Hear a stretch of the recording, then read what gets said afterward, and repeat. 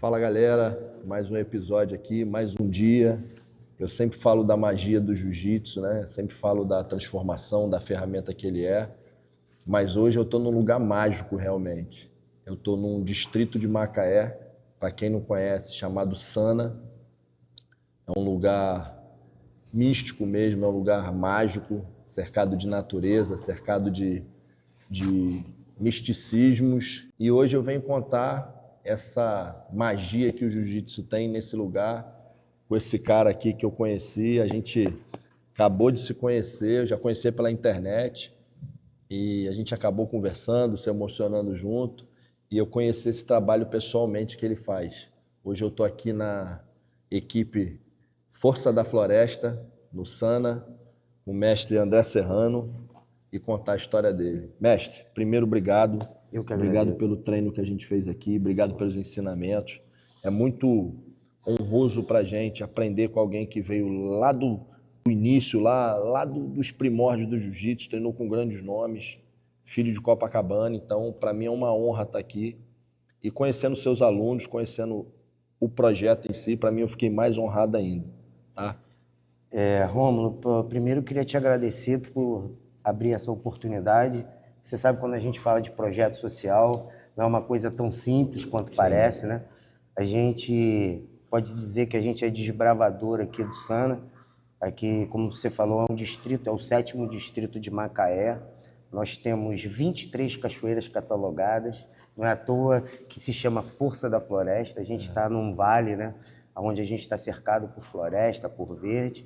E o jiu-jitsu sempre teve muito a ver com esporte, com natureza, com surf, mas agora a gente está na montanha. Então tem tudo a ver também com escalada, com caminhada, com a gente estar no meio da floresta, e por isso veio esse nome, Força da Floresta.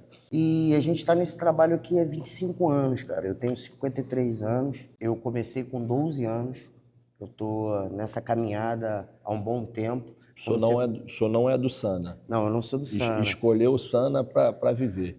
Na verdade, eu vim para o Sana, né, depois de ter ido para os Estados Unidos. A gente hoje conversou um pouquinho sobre isso. E cheguei aqui no Sana, que eu vim comprar um espaço com um amigo e fiquei encantado e não consegui ir embora. A parada me pegou de uma forma que eu não consegui ir embora.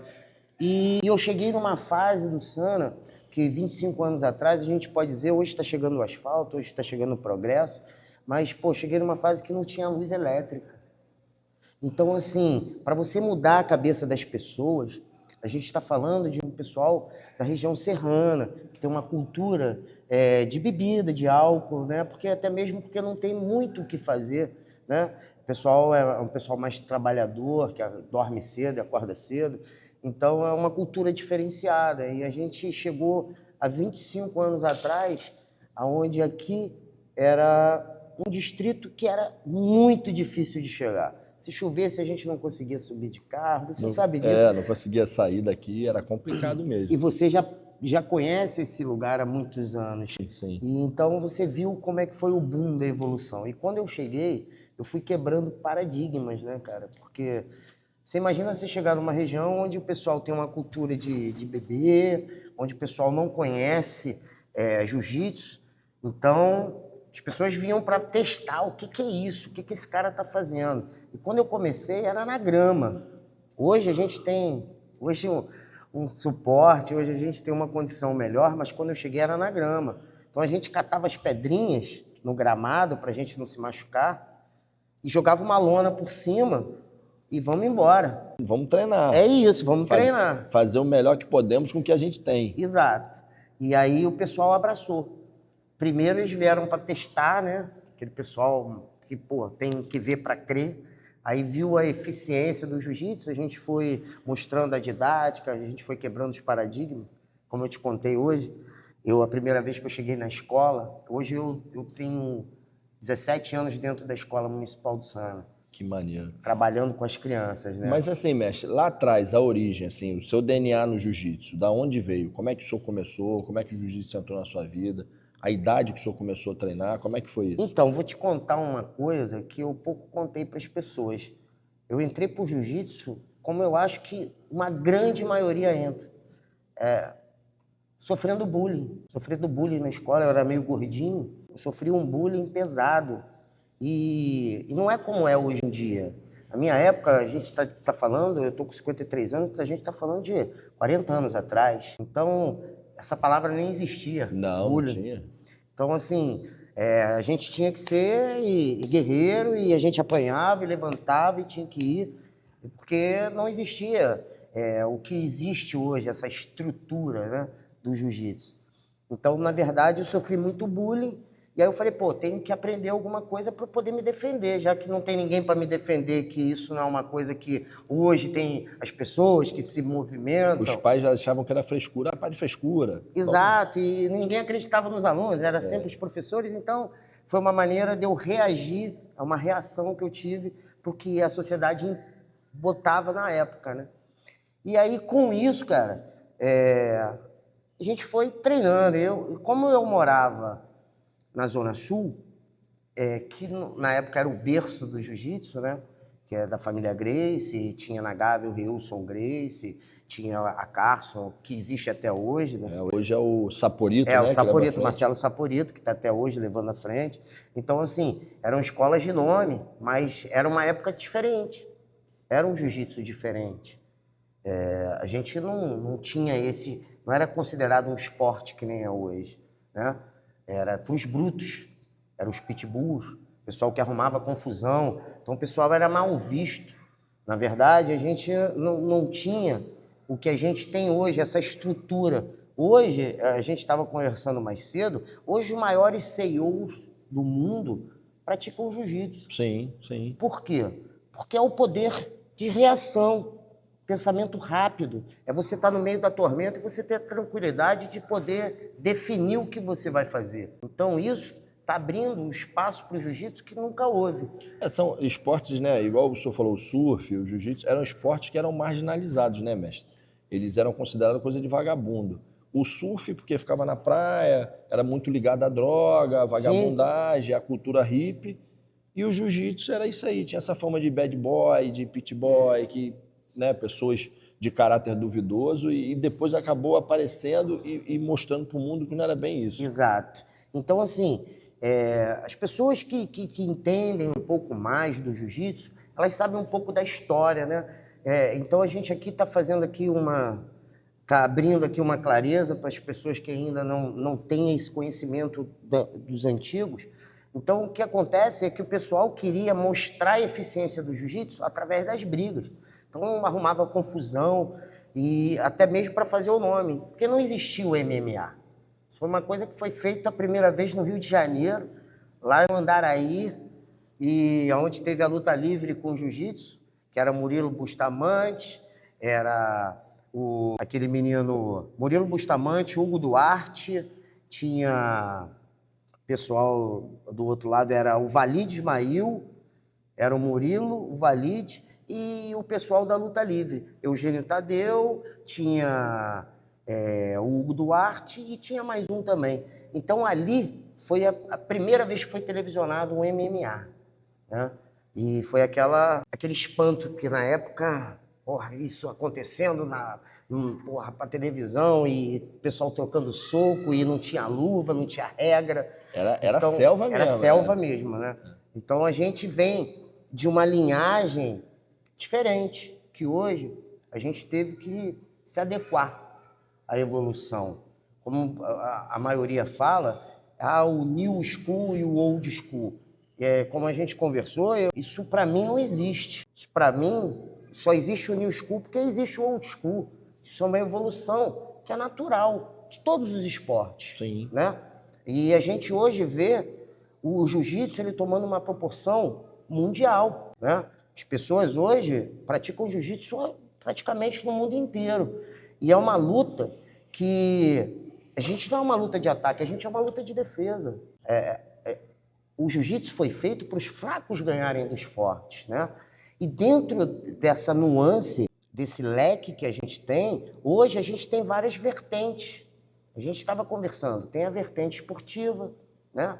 Tem os campeonatos, que a gente pode dizer, tem um pessoal que só dá aula, tem um pessoal comercial, né? Então, hoje, tomou uma proporção que hoje não é mais só o jiu-jitsu, a luta em si. Hoje a gente está falando de empresas. Sim. O próprio atleta hoje é uma empresa, né? Ele vende a imagem dele e ele se torna um produto vendável, não só para os patrocinadores, né? Que o patrocinador ele precisa do atleta, ele não quer o atleta, não, vou te patrocinar porque você é bom de jiu-jitsu. Ele patrocina porque ele tem identidade com a marca e que ele vai ajudar a vender a marca, né?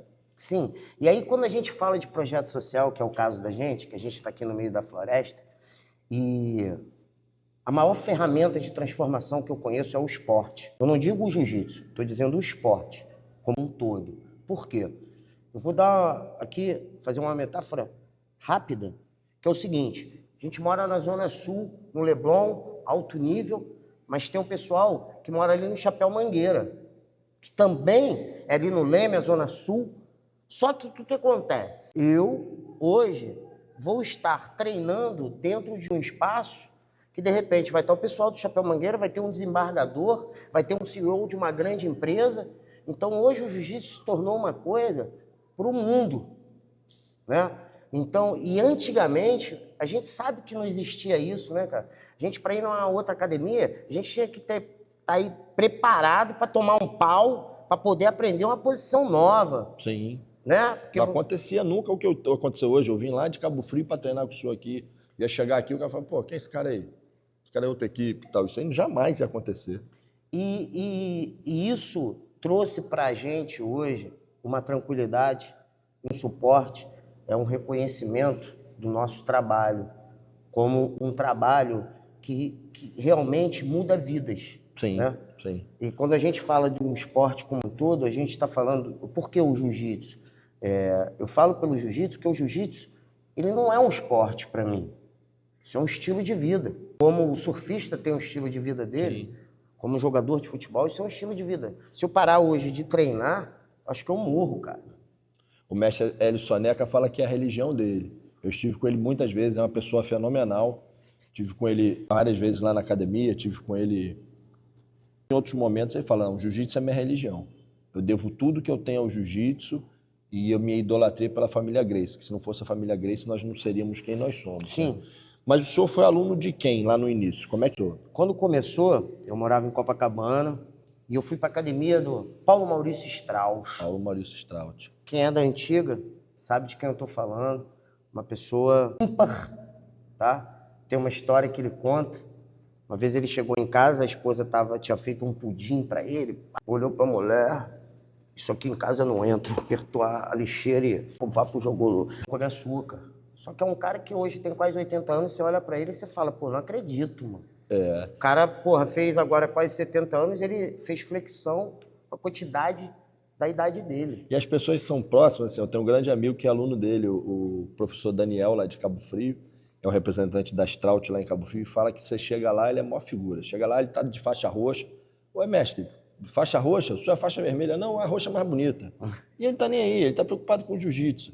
Formou faixa preta, um dos grandes nomes do cenário mundial, que é o Caio Terra. Então, o senhor não vem de qualquer lugar.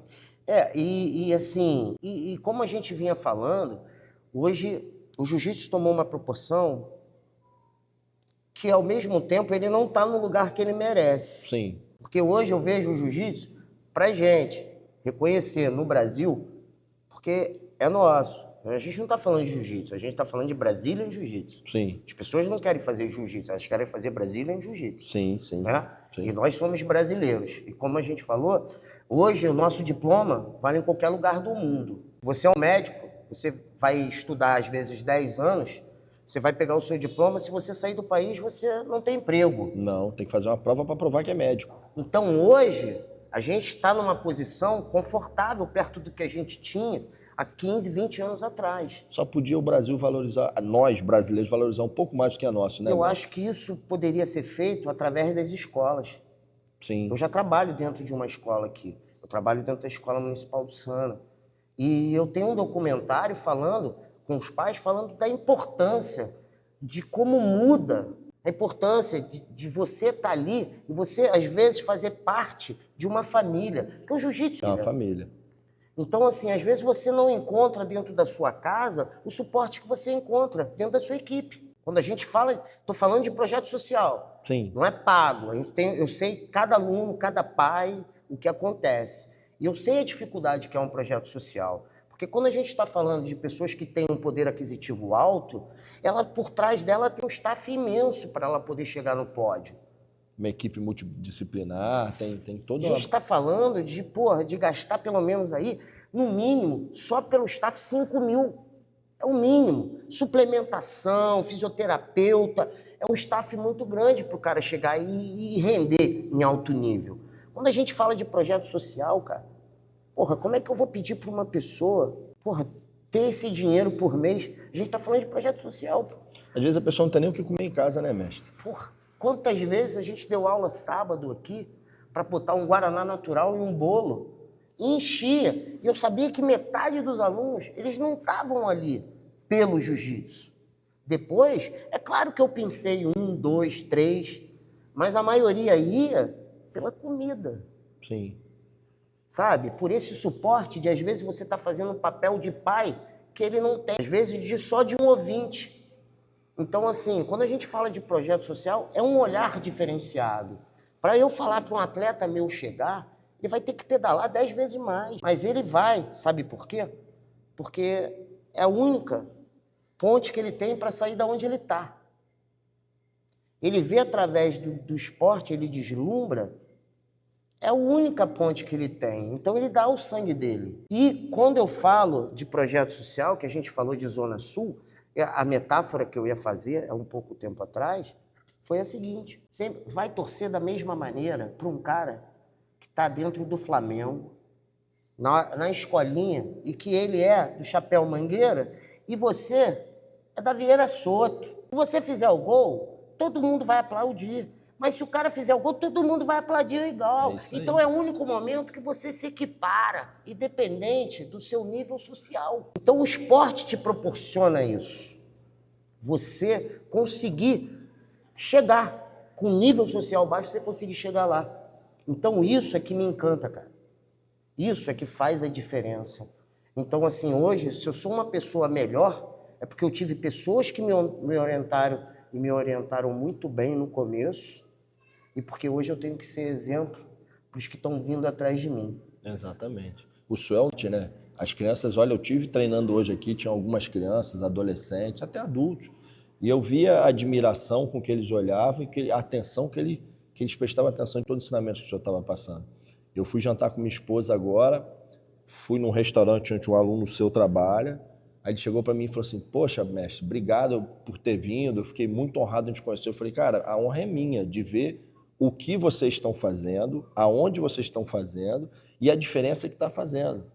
É um garoto que teve problema tuberculose, Sim. tem um problema grave de pulmão, mas ele falou: não, eu vou, todo dia eu tô lá e eu faço questão de ir pelo meu filho, porque eu tô lá pelo meu filho. Aí ele falou que amanhã vocês vão viajar para o filho dele lutar. Eu falei: vai lutar? Ele falou: não vou lutar que eu tô com o joelho machucado, mas eu vou lutar, eu quero que meu filho me veja lutando. Então, isso não tem preço. Eu chegar aqui no Sana, viajei 2 horas da minha cidade para cá, é um lugar, eu sou suspeito para falar, o Sana, eu venho para cá desde muito novo, é um lugar, como eu falei no início, místico, mágico, a natureza absurda, um povo acolhedor, mas chegar aqui e encontrar um projeto social de jiu-jitsu, para mim é uma coisa muito maneira, porque assim, às vezes o garoto ia ficar aqui no Sana o resto da vida. E ele ia fazer o que da vida dele? Não que seja desmérito, nem que não seja digno, mas de repente ele ia ficar aqui no Sana, vendendo artesanato. E não ia ter as oportunidades que às vezes o jiu-jitsu vai poder dar a ele. Ou vendendo artesanato, ou trabalhando no comércio aqui. Ou virando um pedreiro. Um pedreiro, quer que seja, tudo é digno, mas sim, com essa ferramenta que a gente tem, que é o jiu-jitsu, ele pode sair daqui e ganhar o mundo. A gente transforma a vida. É isso. E aí os improváveis se tornam as pessoas que vão virar referência. E aí lá na frente um garoto desse vai dar uma entrevista, campeão mundial, vai falar assim: você é de onde? Ele vai falar: eu sou do 7º distrito de Macaé, eu sou da cidade pequena chamada Sana, e eu sou aluno do professor André Serrano, do projeto social. Isso não tem preço que pague, mestre. Romulo, não tem preço que paga. Essa admiração com que você está falando do trabalho. Porque isso, cara, a gente às vezes se sente invisível. Mestre, eu falei para o senhor hoje mais cedo, e eu vou repetir para o senhor. Isso que o senhor faz aqui, ele tem um impacto e ele tem uma importância muito grande. Às vezes, a gente não dá o real valor do que é isso aqui, tá? Eu vou usar a palavra professor no sentido amplo da palavra. O professor no Brasil ele é pouco valorizado. Sim. E aí, o professor ele tem que ser admirado e cultuado como no Japão. A única pessoa a qual o imperador se curva é o professor.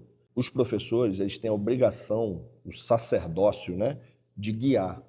É a missão mesmo. E o que o senhor faz aqui é guiar, mudar vidas. É mudar vidas num distrito invisível, mas que o impacto é muito grande, né? Então eu vi aqui crianças, eu vi adolescentes, eu vi adultos, eu vi pessoal chegando e falando, poxa, não tenho kimono, não tem problema, projeto social é assim mesmo. Então, é muito importante. Então, quando o senhor fala para mim assim, não, eu estou aqui num lugar invisível, projeto social, o senhor não tem noção da admiração e do tamanho que o senhor tem. Olha, não tem preço essas suas palavras, esse trabalho que vocês fazem de dar visibilidade, porque, eu vou falar para você, as pessoas gostam, elogiam e tal, mas chegar junto, às vezes quem tem condições, que poderia ajudar e fazer a diferença, são poucos. Sim. Sabe? E isso não é que eu seja invisível. Eu estou remando há 25 anos. Contra a maré. E vou continuar remando, mas sabe por quê? Não é só por mim. É porque eu acredito no que eu faço. Eu acredito no poder de mudança. Porque eu já vi. Eu hoje estou na segunda geração. Eu já dei aula para os pais, eu agora estou dando aula para os filhos, e eu vejo a mudança. Eu vejo, hoje, pessoas que não têm segundo grau, uma profissão. Eu vejo pessoas que ficavam jogados por causa da bebida, né? Ficavam jogados na rua. Hoje, um pai de família exemplar e um faixa marrom, porque teve que mudar para poder chegar lá. Porque ser faixa preta, meu amigo, todo mundo tem condição de botar uma faixa. A faixa vende ali na loja. Sim. Todo mundo tem condição. Agora, ser um mestre, você levar isso para a sua vida, não são todos. Com certeza. Então, assim, não faço isso porque eu espero alguma coisa em troca. Eu faço isso porque feliz aquele que pode mudar a sua história e a do meio em que vive. Sim. Eu seria mais um no Rio de Janeiro. Eu seria mais um em São Paulo. Aqui, eu sou o André, o professor do projeto. E isso faz a diferença na minha vida. Isso mudou a minha vida. O jiu-jitsu me salvou. Então hoje eu sou exemplo para eles. E o senhor devolve para o jiu-jitsu que o jiu-jitsu fez pelo senhor, né? Porque é o mínimo que eu posso fazer. Sim. Porque tudo que eu tenho hoje eu agradeço ao jiu-jitsu. É isso. Então, gente, é um projeto lindo. Eu tive aqui, eu me emocionei hoje aqui contando a minha história. O mestre se emocionou também, que tem uma história parecida. As empresas que estão vendo a gente, os nossos apoiadores, as fábricas de kimono, a Prefeitura de Macaé, tá? Enxerguem esse projeto como uma coisa importante e façam por eles o que vocês puderem, porque isso aqui não é uma academia de jiu-jitsu. Isso aqui não é um projeto social. Isso aqui é uma ferramenta de mudança de vida. Isso aqui vai impactar em muita coisa, inclusive na segurança pública. Um garoto aqui dentro, treinando jiu-jitsu, aprendendo jiu-jitsu com o professor André, é menos um garoto aliciando o seu filho, levando droga para o seu filho. É menos um garoto na rua assaltando. É menos uma criança carente. Então, isso aqui tem um poder absurdo. O impacto disso aqui, ele é social, educacional. Isso aqui é importantíssimo. E o projeto que o senhor tem aqui é uma coisa linda. Então, o que eu puder fazer, mestre, para ajudar vocês, eu estou pronto para ajudar. O Gripcast, ele surgiu de uma ideia de mostrar minha luta com meu filho. E aí Deus me direcionou para um caminho que tinham histórias muito maiores e muito mais importantes que contar. Porque, graças a Deus, o fruto do meu trabalho, eu tenho condições de brigar pelo meu filho e eu tenho pessoas que me ajudam. Mas tem pessoas que remam sozinhas e transformam. É o caso do senhor. Então, eu tenho muito mais admiração, eu tenho muito mais satisfação de estar sentado do lado do senhor aqui contando essa história do que se eu tivesse com um campeão mundial. O campeão mundial, ele tem um mérito dele, mas o mérito dele é dele. O mérito do senhor é seu e de todas essas pessoas que o senhor está impactando, de todas essas famílias. Porque quando o jiu-jitsu entra dentro de uma casa, ele muda a realidade de uma família. A minha família respira jiu-jitsu 24 horas por dia. Eu sou faixa preta, meu filho é faixa azul. A minha esposa nunca botou um kimono. A gente chegou agora aqui em cima na pousada e falou, sua hashguard está no chão. Eu falei, como é que você sabe o nome disso? Então o jiu-jitsu entra na família e transforma a família toda.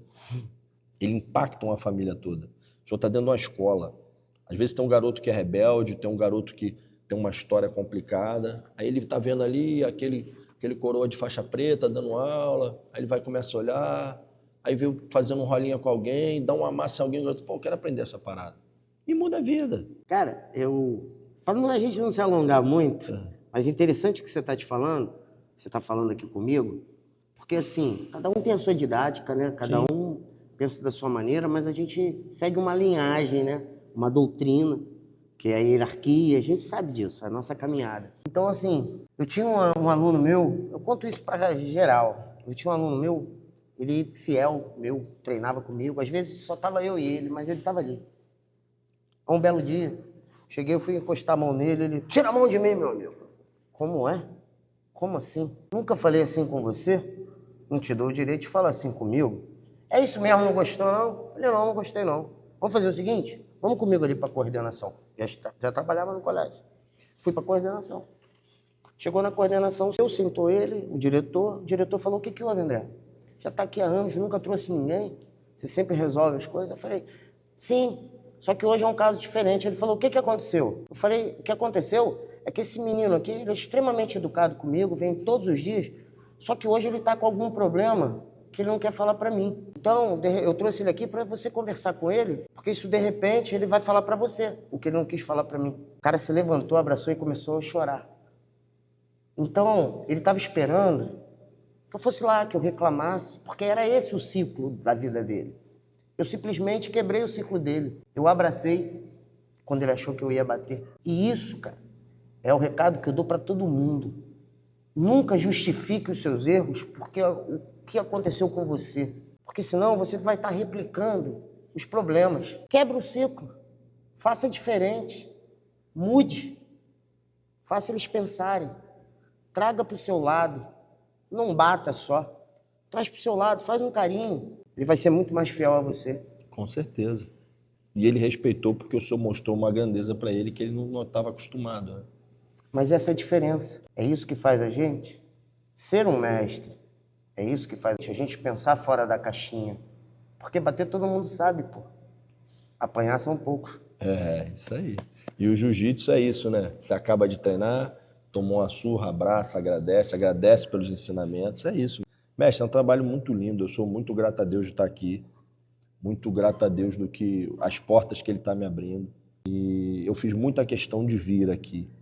Eu conversei com meu filho em casa e mostrei o Instagram e eu fiz muita questão de vir aqui, né?